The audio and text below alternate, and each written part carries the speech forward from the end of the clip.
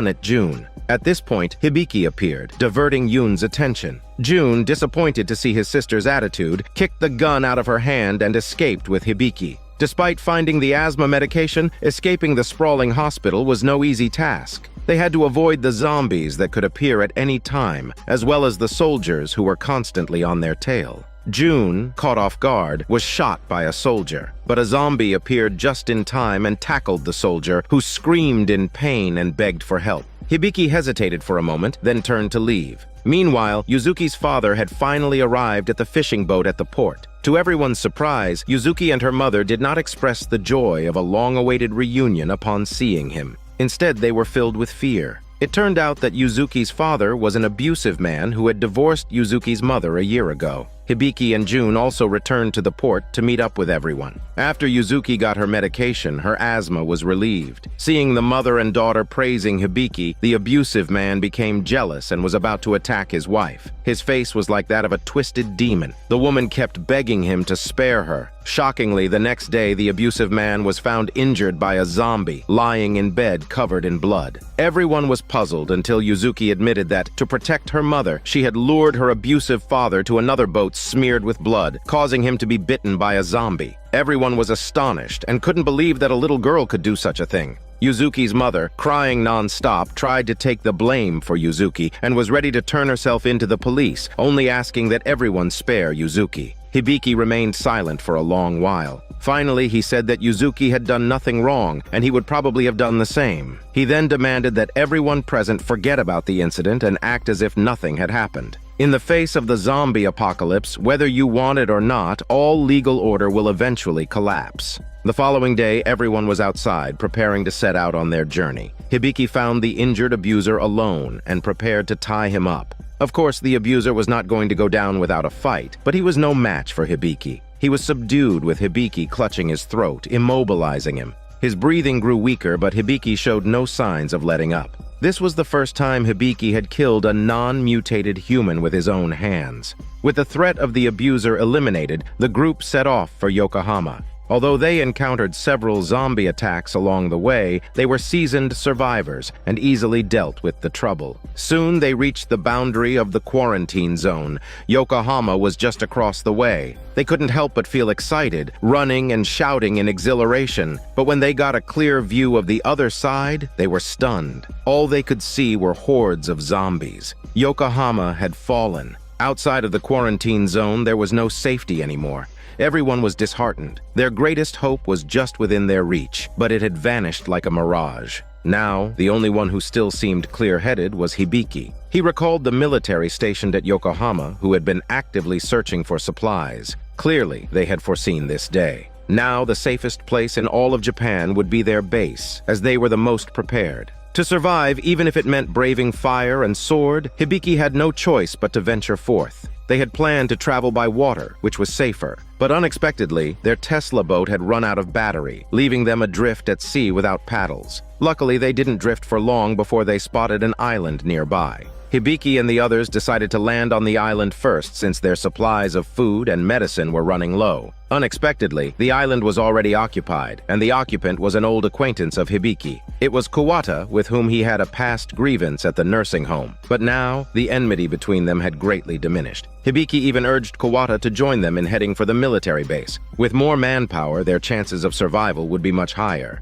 Seeing his father's worsening condition, Kawata finally agreed to Hibiki's plan. His father needed antibiotics that could only be found at the base. Hibiki and his group were housed in a nearby building to rest for the night before setting off early the next day. Also staying with Hibiki was a bald man who acted strangely and was aloof from everyone else, seemingly indifferent to everything going on around him. When Hibiki was ready to set off the next day, the bald man unexpectedly spoke up, advising Hibiki not to go to the base, as it would only fuel the hatred in his heart. Naturally, Hibiki was not going to abandon his plan just because of someone else's words. They decided to take the sea route again to avoid the majority of the military blockade. Once they landed, they found an underground tunnel to the base based on the information provided by the ailing old man. It was a modified air raid shelter from the war era. At the tunnel entrance, they agreed to meet up before sunset and leave as soon as everyone arrived, without waiting for any latecomers. The situation at the base was tense. The commander of the military gathered his subordinates and ordered them to leave for a safer location. This decision was opposed by Shuto, arguing that the vaccine storage equipment needed constant electricity and couldn't be transported over long distances.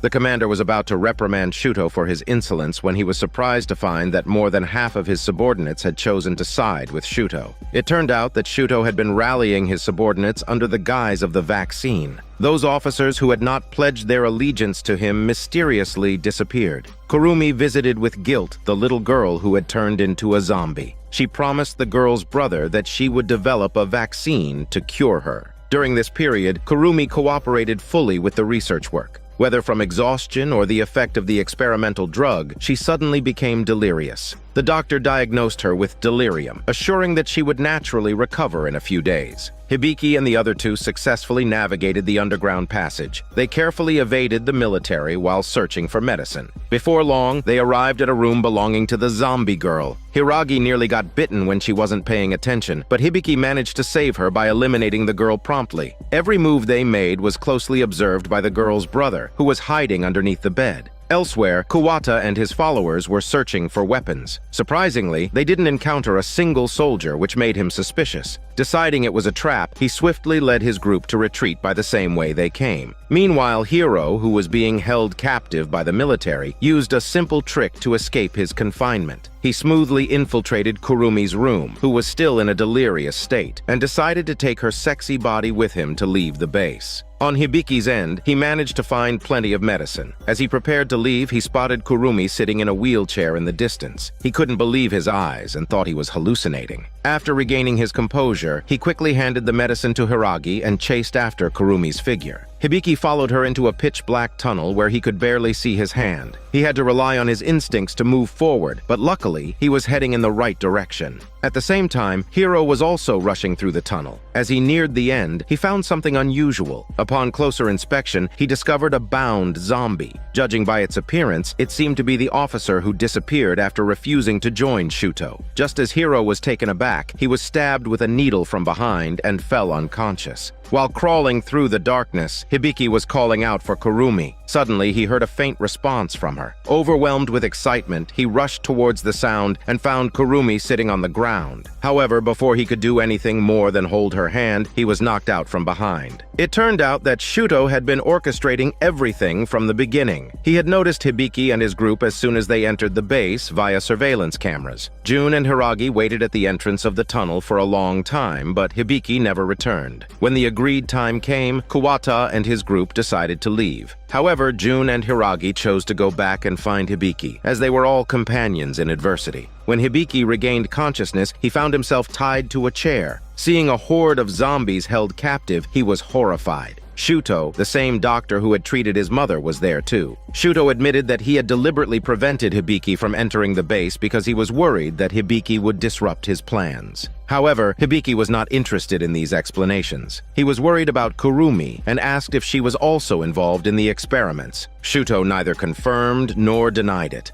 Suddenly, an alarm sounded and the room darkened. The zombies became restless. Someone had cut off the power and even destroyed the backup power supply. The storage freezers had stopped working due to the power outage. Without wasting time arguing with Hibiki, Shuto released a zombie and quickly left in anger. As the zombie lunged towards Hibiki, he kicked his chair over to block it temporarily, but this could only stall it for a moment. Just when the zombie was about to bite Hibiki, Jun and Hiragi rushed over and took down the zombie. Finally, Hibiki was saved. Elsewhere, Shuto watched as the temperature in the freezing storage unit steadily climbed. He shouted for the power to be restored immediately. It seemed that years of vaccine research would be destroyed in an instant. Fortunately, the power was restored just in time, and the temperature stopped rising. Shuto couldn't help but roar like a goose in excitement. Back on the island, Yuzuki and her mother had seen an improvement in her asthma condition thanks to the medicine gifted by the bald man. Gradually, they got along well with him. They learned that he used to work at the Virus Research Institute and was the right-hand man of Shuto. He described Shuto as a complete madman.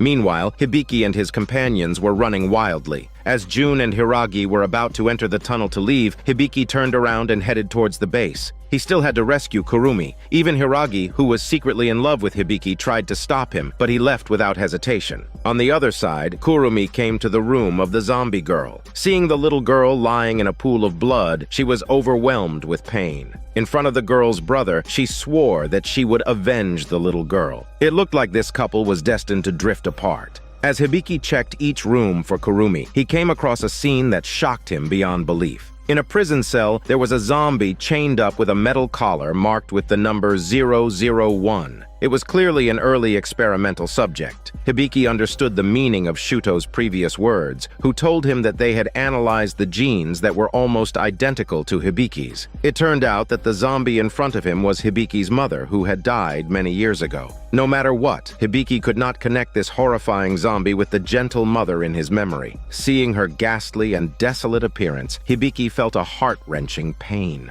He picked up an axe and chopped off the chain that bound his mother. Hibiki wished to hug his mother. However, she had now turned into a mindless zombie, showing her teeth and claws as if trying to eat Hibiki. Instinctively, Hibiki avoided the zombie and ran outside the room. After being silent for a while, he staggered towards the direction of the zombie mother, clearly disregarding his life and death. A figure suddenly rushed out and pulled Hibiki back. It was the former Research Institute employee, the bald man, who came for rescue. Hibiki had lost his mind at this point and struggled to go back to his death. The bald man had no choice but to inject him with a tranquilizer to calm him down. On Kurumi's side, she was in great sorrow as she looked at the dead zombie girl. The girl's brother was filled with regret for not taking revenge sooner. Now, mustering courage from unknown depths, he picked up a knife, ready to settle accounts with Hibiki and his group. As he was about to leave, he ran into Jun and Hiragi, who had returned to back up Hibiki. The girl's brother was about to fight them, but Jun quickly subdued him.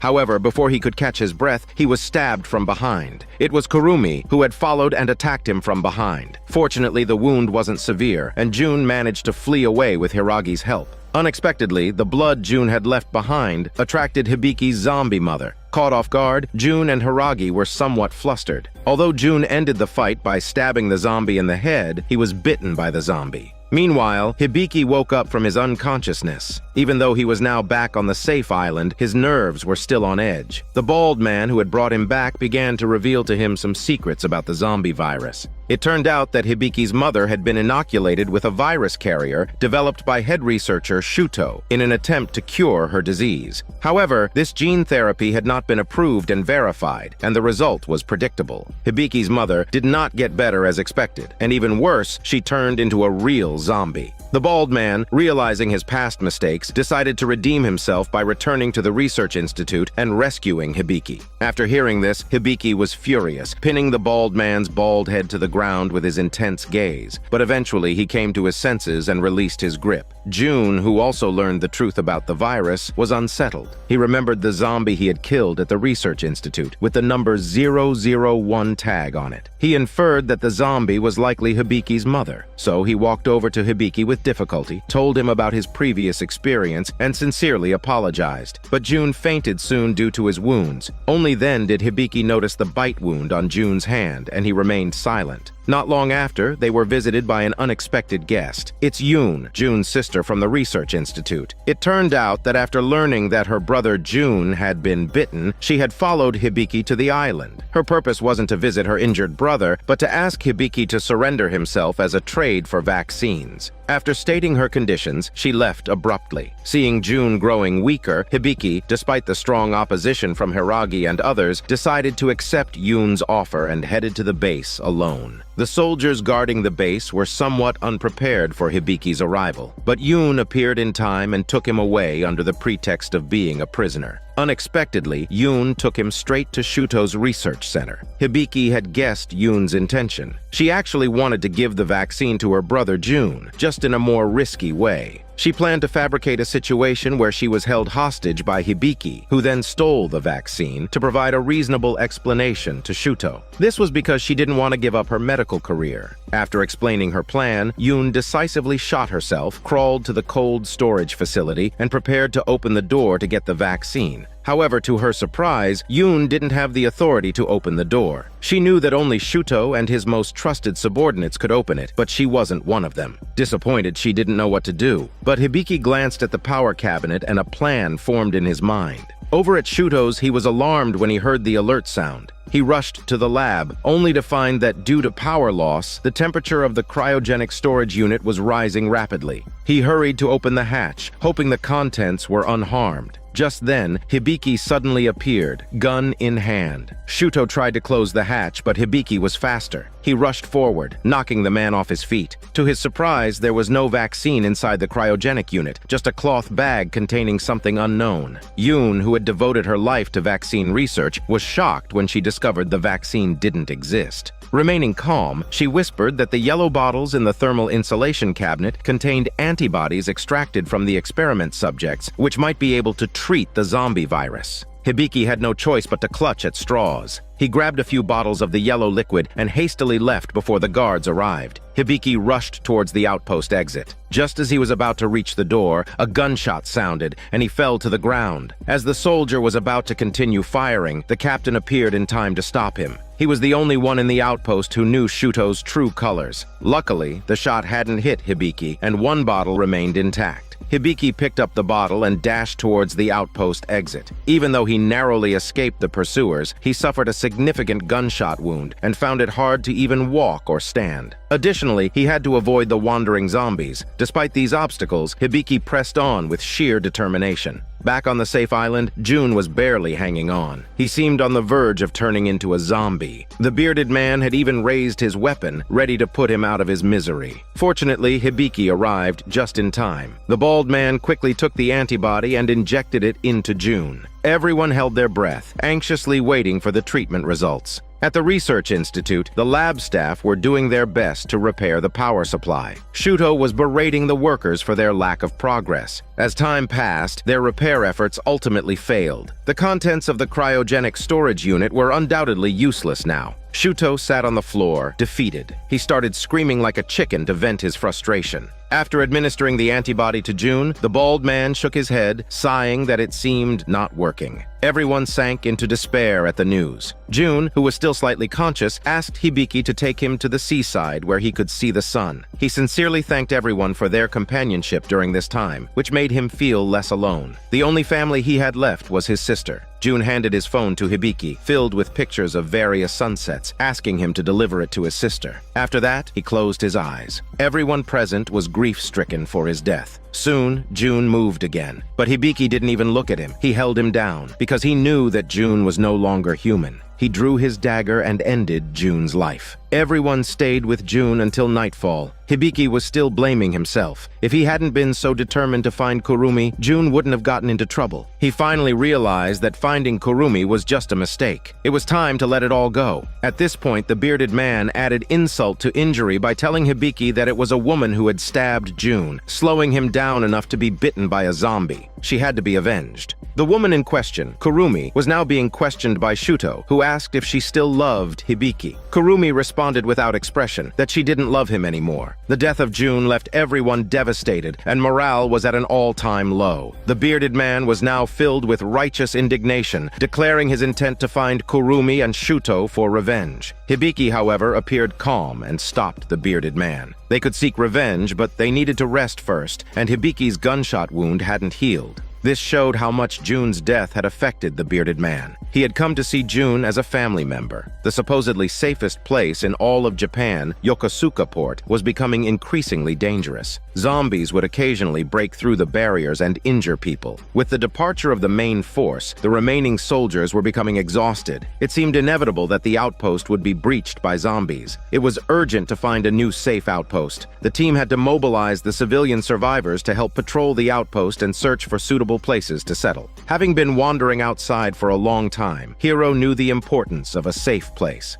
Even for his beloved Kurumi, he would make every effort to find a new outpost. As for Hiro's confession of love, Kurumi was a little overwhelmed and didn't respond. However, this didn't affect Hiro's love for her. When he learned that the soldiers had searched the surrounding area and found no suitable new outposts, Hiro volunteered to try his luck on the islands at sea. There might still be a glimmer of hope there, but Hiro had a criminal record and was considered a terrorist. The captain didn't agree. However, in the end, he couldn't stand against Hiro's repeated pleading and agreed to his suggestion. After Shuto's cryogenic storage equipment was damaged, he held a grudge against Yun for this, locked her up, and forced her to reveal the hiding place of Hibiki and his team. Naturally, Yun wouldn't tell him. She also noticed that the vaccine development was just a lie. Her lifelong goal had turned into a bubble. She was somewhat disillusioned. She was curious about what was actually in the storage device. Shuto's answer confused her even more. He said it was the most important discovery in medical science. Indeed, this was the case. After confirming that the thing was damaged, Shuto couldn't help but become agitated again, feeling that his lifelong effort had been destroyed. Seeing him desolate, Kurumi still believes that Shuto is heartbroken over the vaccine matter. She encourages him to bounce back for the sake of the medical cause, and she herself is willing to sacrifice everything if necessary. Hibiki's most important goal now is to protect those around him from harm. Therefore, he took the initiative to approach Kuwata, proposing that everyone work together to defend the island. After all, it is one of the few places left untouched by zombies. Kuwata agreed, with both parties arranging for their people to take turns patrolling the island. Hibiki led by example, and when he was alone by the shore, his formerly resolute demeanor was gone. In fact, the death of June was a massive blow to him. However, the burden he carried did not allow him to show his weak side to others. When he was out scavenging for supplies and encountered a zombie attack, Hibiki's overreaction surprised Hiragi. His anger and hatred could erupt at any moment.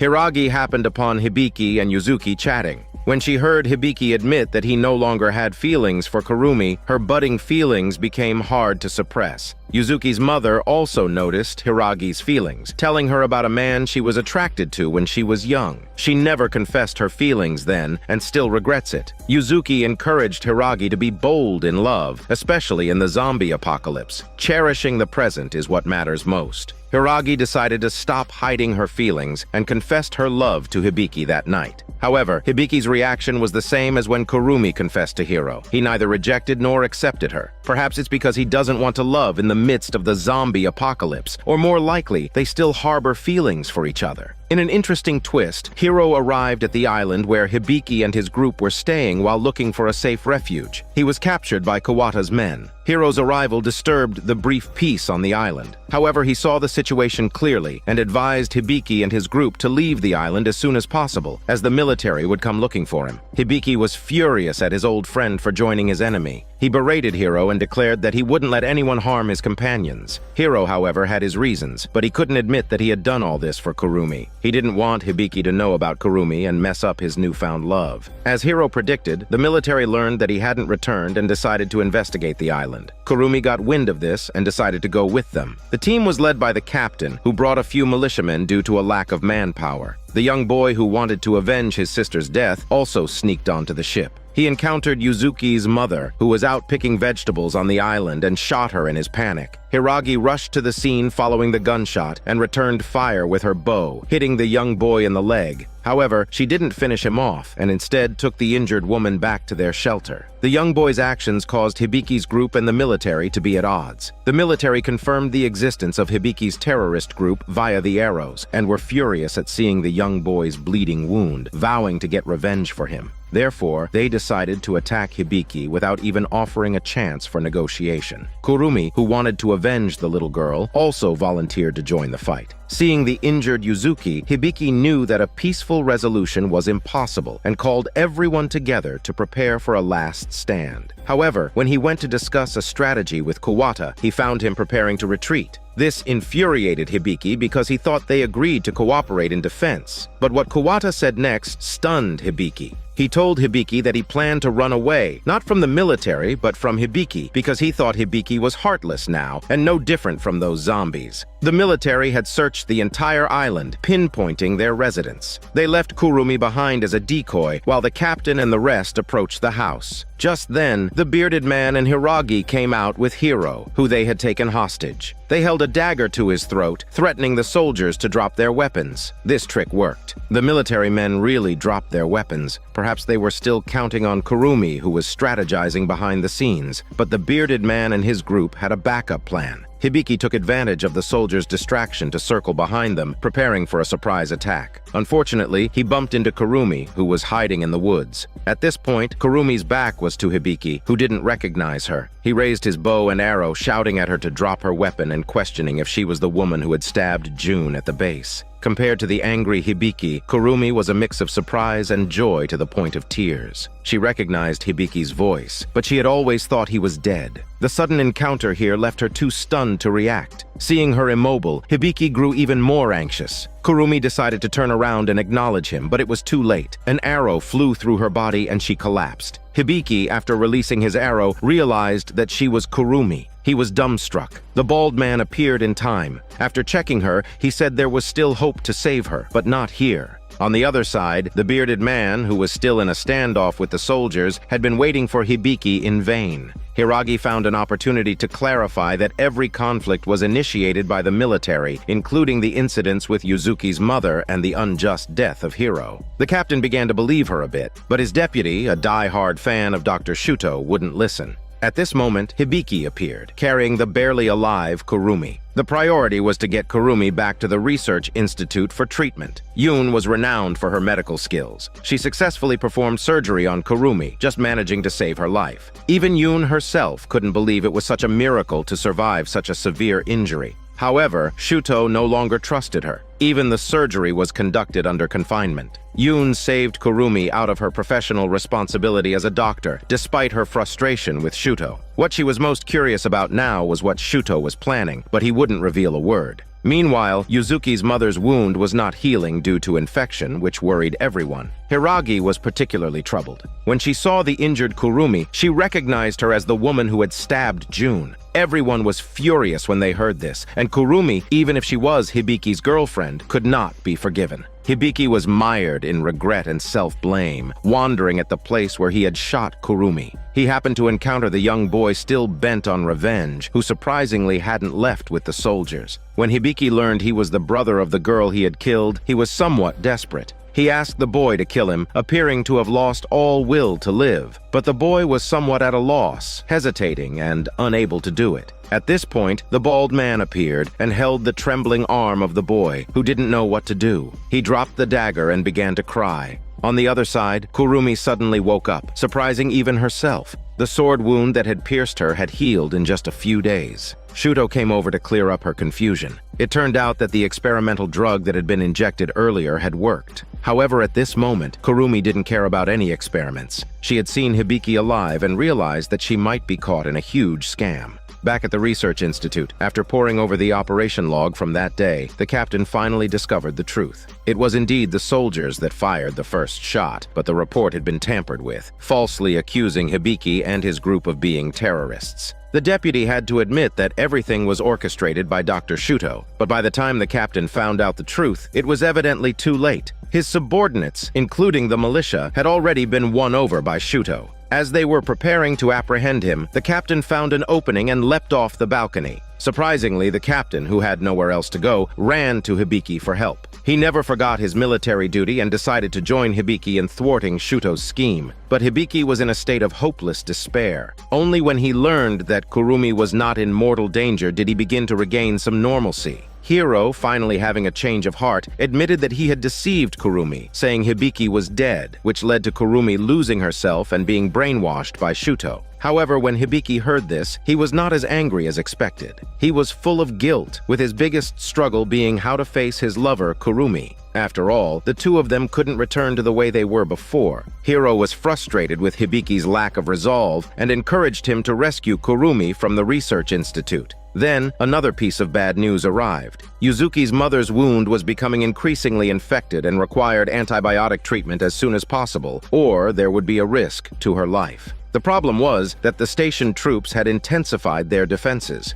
Sneaking in like last time was no longer an option. At this point, the young boy came up with a plan to offer himself as a hostage in exchange for antibiotics from the research institute. Everyone was puzzled by his selflessness, and the boy finally admitted that he was the one who had shot Yuzuki's mother. Yet she didn't blame him. Instead, she helped conceal his identity and took good care of him. After spending days with these people, he realized that they were not terrorists. His decision now was his way of atoning for his actions. Everyone had seen Hibiki's suffering over these days. The teammates eventually forgave Kurumi's mistakes and encouraged Hibiki to rescue Kurumi. Hibiki looked up at the starry sky, recalling the promises he had made with Kurumi. He was greatly moved and finally made up his mind. The captain used the radio to contact the station troops, expressing the idea of exchanging the little boy for antibiotics. The other party agreed without a second thought. Hibiki felt it wasn't enough and proposed to have a doctor come over to confirm the medicine. At this time, Yoon was still being detained, so this task fell on Kurumi. Kurumi didn't expect that the voice coming from the other end would be Hibiki's.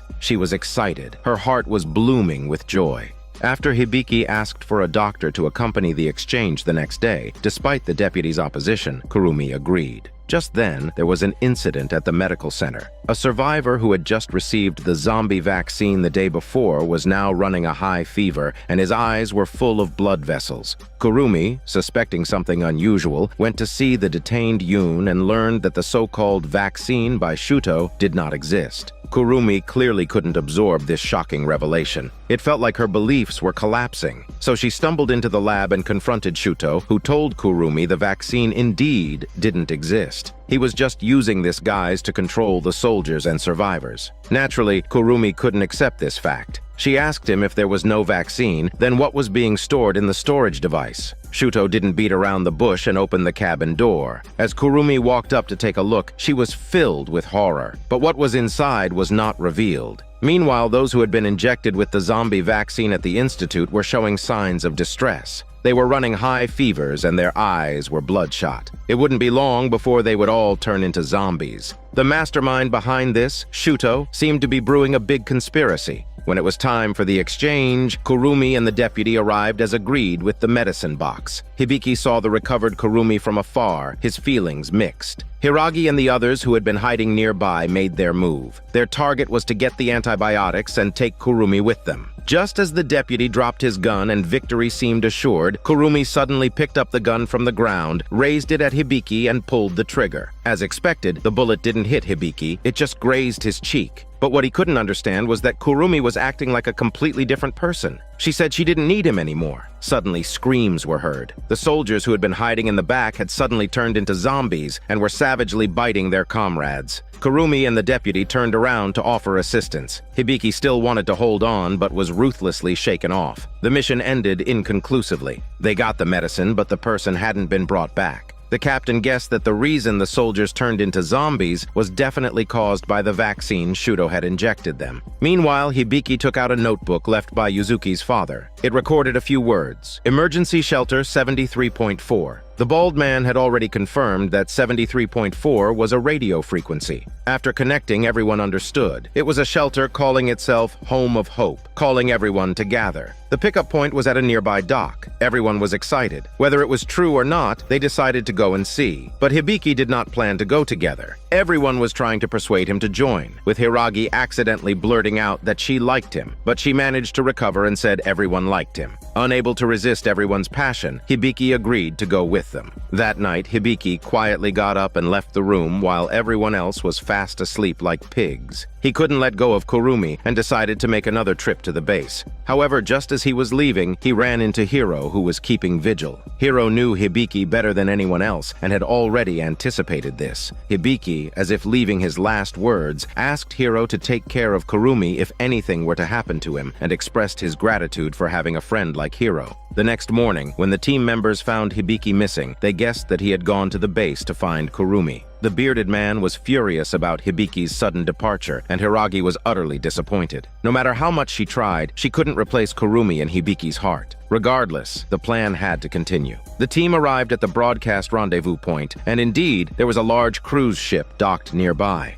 To be safe, the captain decided to first scout the area and asked everyone to stay put. At this time, they noticed that Kuwata was also sneaking towards the ship. Evidently, they had also heard about the safe shelter. Hiro ran to intercept them and proposed a trade with them. Before long, the captain returned safely. The people on the ship were unarmed, and it was confirmed to be safe. Everyone breathed a sigh of relief, but they didn't intend to depart. Clearly, they were still worried about Hibiki and wanted to wait for him to return before boarding. Seeing this, the captain mysteriously said, "It's time." He took out a walkie-talkie and Hibiki's voice came through. Before Hibiki left the previous night, he had asked the captain to ensure everyone's safety until they reached safety. Otherwise, he wouldn't have peace of mind to venture into the base alone. Now, with the walkie-talkie connected, Hibiki finally let go of his worries. He then sincerely said his goodbyes to each person, almost like a dying man's last words. Hiragi couldn't help but burst into tears as Hibiki said that it's so nice to meet everyone in this zombie apocalypse. With no burdens, Hibiki was ready to set off to find what mattered most to him. He penetrated the base from the front this time. Surprisingly, the base was completely unguarded. There was no living soldier in sight, and it was hardly any different from the zombie-infested world outside. It was undoubtedly the work of Shuto. Hibiki carefully avoided the zombies and went straight into the depths of the base. While passing a room, Hibiki heard noises inside, so he pushed the door open and found many ordinary survivors detained there. Just as he was surprised, he was caught red-handed by the deputy, who had been waiting behind the door for a long time. Hibiki hadn't even fired an arrow and felt somewhat frustrated. Subsequently, the deputy locked him in the room where Yun was. Yun couldn't believe Hibiki would come back. Shuto hated him to the bone now, but Hibiki had a compelling reason to come. He and Kurumi had been in love since high school and knew each other to the core. Seeing Kurumi's unusual behavior, Hibiki felt the need to understand why she was acting this way, even if it meant risking his life. When Shuto learned that Hibiki had been captured, he was overjoyed. He planned how to make Hibiki's death the most painful. Meanwhile, Kurumi's eyes were dull and lifeless. Recalling her previous terrible experiences, she still felt a lingering fear. Days before, Shuto had opened a cryogenic storage device with Kurumi witnessing the whole process. Inside the device was his wife. It turned out she had been suffering from a terminal disease, and Shuto couldn't bear to see her die. So, he utilized the cryogenic storage device to freeze his wife, hoping to resurrect her using the vitality of the zombie virus. As the virus antibodies in Kurumi's body could keep a person lucid, the combination theoretically could bring his wife back to life in the best possible condition. However, Hibiki unintentionally damaged the storage device, causing the wife's body to decay. Even the capable Shuto couldn't reverse this. Hence, he harbored deep hatred for Hibiki. The previous incident of Kurumi shooting at Hibiki was naturally instructed by him. Although it wasn't successful, now he had a new plan to torment Hibiki.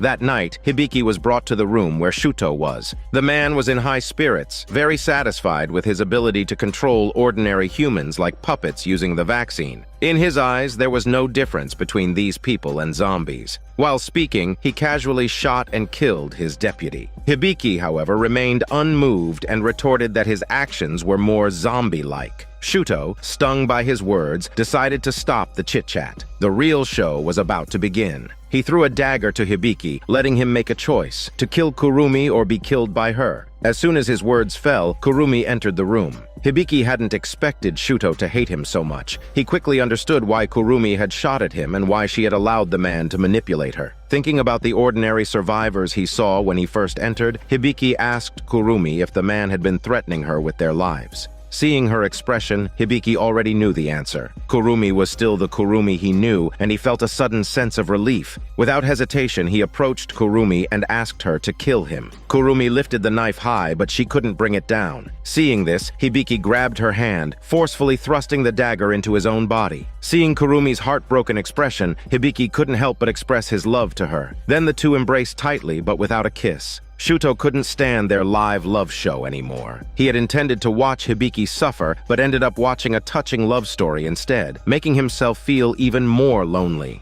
But he had a backup plan. He decided to torture Hibiki in a different way. He first released all the captive zombies, then opened a fire valve. Out sprayed a strong smell of fresh blood, which quickly attracted all the zombies. Hibiki was injured and could barely move, and Kurumi could only watch as the zombies gathered faster and faster. They pushed against the protective barriers, and it was clear that death was imminent. In the end, the two embraced each other, determined not to separate even in death. Just then, the sound of gunfire echoed. Several attacking zombies were instantly shot down. It turned out that Kuwata and Hiro had come to provide support. Earlier, Hiro had offered to trade, and Kuwata had come to help, giving him all the weapons left by the military as payment. Surprisingly, Hiragi and two others also arrived. There was no way they would let Hibiki venture into this dangerous situation alone. With everyone's combined efforts, they quickly eliminated all the zombies. Now, only Shuto, the greatest threat, remained. At this moment, the infatuated Shuto was holding his wife's corpse, desperately trying to escape for their shitty lives.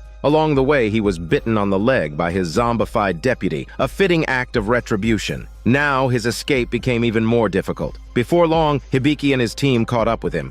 Unexpectedly, Shuto showed no honor. Without any warning, he shot at Hibiki. Thankfully, Hiro took the bullet for him using his bulletproof muscles. Shuto tried to shoot again, but his gun was out of bullets. Hibiki quickly approached and grabbed his neck. Just when the man was about to suffocate, Kurumi noticed the zombie bite on his body and warned Hibiki. Understanding her hint, Hibiki released his grip and stepped aside. Once Shuto turned into a zombie, Hibiki took the handgun from Kurumi and ended him with one shot. Even with hatred, Hibiki and Kurumi maintained their moral bottom line. They would only kill zombies, not people. In the end, Kuwata, Yun, Hibiki, and the others all took a temporary rest on the island. The bearded man handed over Jun's mementos to Yun. With Hiragi's meticulous care, Hiro's injuries had significantly improved. Everyone then entered the Hope House shelter together. Hibiki and Kurumi once again held each other's hands without a kiss, just like when they were deeply in love years ago.